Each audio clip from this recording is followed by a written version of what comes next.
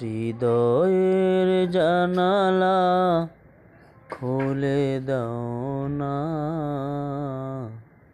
সেই প্রভুর ডাকে কেন সাড়া দাও না।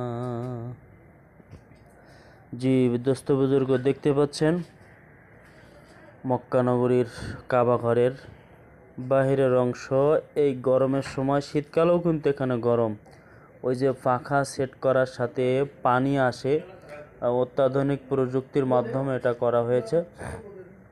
মানে এসি, মানে অল ফাঁকা আকাশ, মাঠটা কিন্তু খোলা আকাশ, এখানে কোনো ফ্যান নাই, কোনো ছায়া নাই।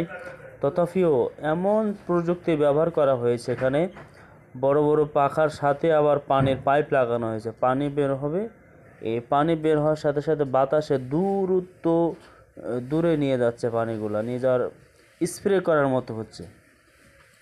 নিচেরাও ঠান্ডা হয়ে যাচ্ছে, পাশাপাশি একদম মনে হচ্ছে বরফ পড়ছে এমন মনে হবে। তো এই যে দেখতে পাচ্ছেন মসজিদের আশেপাশে উপরের গম্বুজ, ভিতরেই কাবা ঘর। তো দেখতে পাচ্ছেন একটু কুয়াশা কুয়াশা লাগছে, কারণ এখন পানি ছুটছে।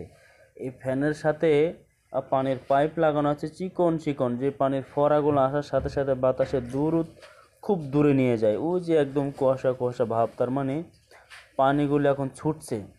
এই যে খোলা আকাশের নিচেই দেখছেন, কোনো ছাদ নাই, কোনো ফ্যান নাই।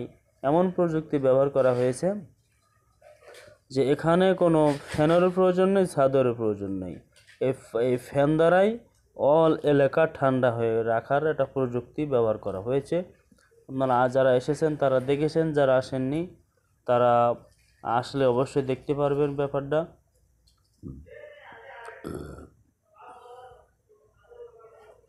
এখন ছিল আসরের জামাত।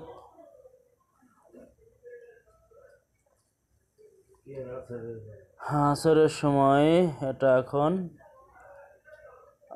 নামাজের জন্য অপেক্ষা করছি আমরা। এমন সময় এই ঠান্ডা পানিটা কিন্তু ঠান্ডা, পানিটা ফ্রিজিং করা পানি।